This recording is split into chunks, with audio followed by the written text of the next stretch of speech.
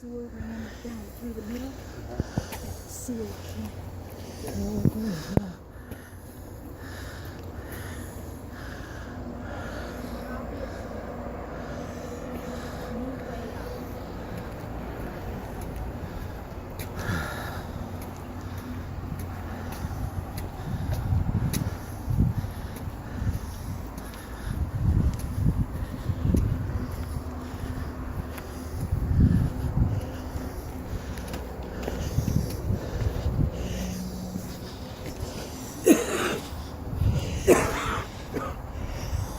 Don't hurry.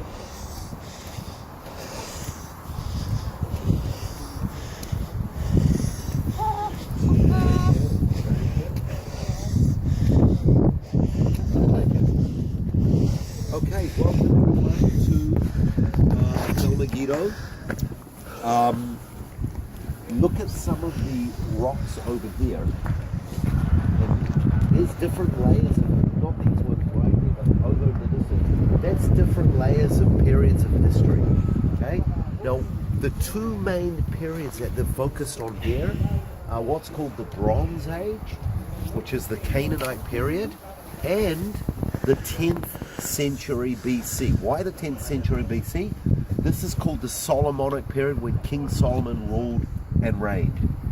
Now, they found here, we're standing next to a 10th century gate here, called, and it's a 6-chambered gate to the city. Gates were very important. What is very important about this gate is that in the book of Kings, it's mentioned that Solomon built this, he built that, he built the walls of Jerusalem, he built the Milo, and he built 3 cities, Gezer, Hatzor, and Megiddo. Okay? And by the way, the writer says this, he says, this is the account. Okay? Now I want you to think of that phrase, this is the account. In other words, when he wrote that, he wasn't writing, oh, this one day is going to be in the Bible. No. What is the Bible? The word Biblia literally means a library. It's a collection of poetry, love books, prophetic books, history books, and accounts. And one of those accounts is mentioned in this collection of books, and it's an account of Solomon's labors.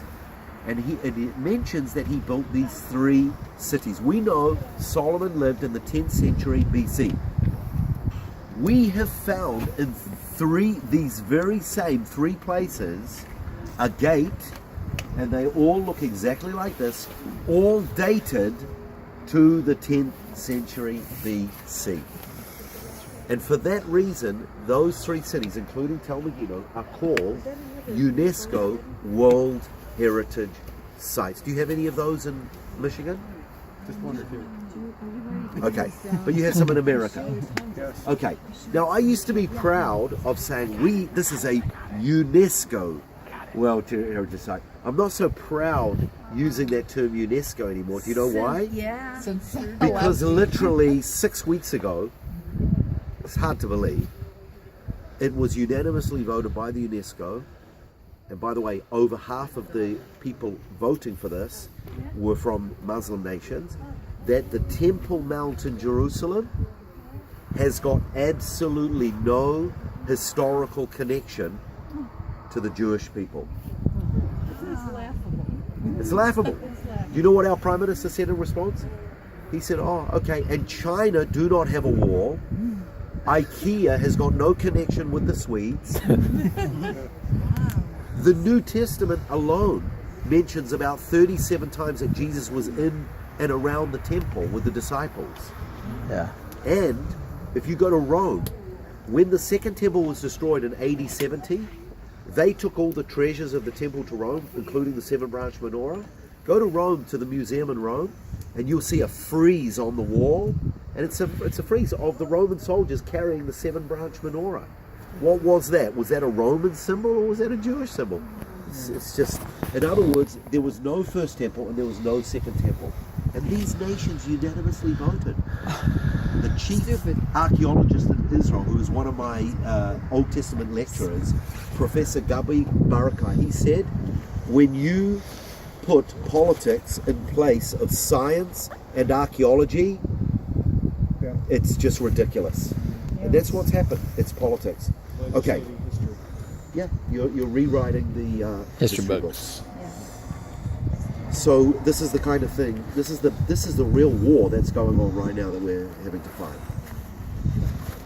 Whoever wins in the end. Yeah, Yep. sure. Those kind of things seem to be coming faster and faster now too. Well, because of the strategies of our enemies, they know they can't beat us militarily.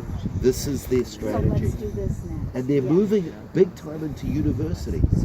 There is a movement called the BDS, the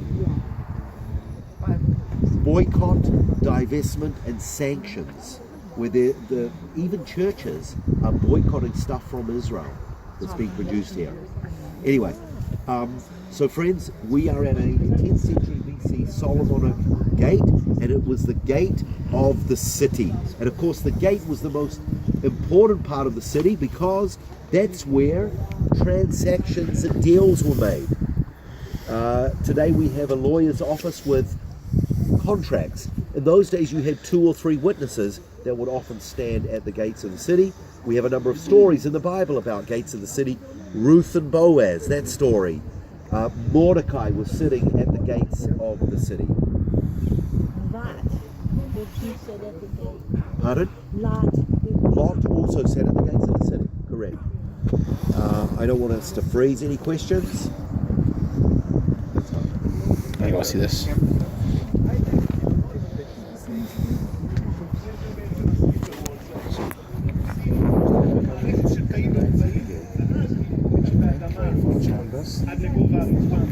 Sì,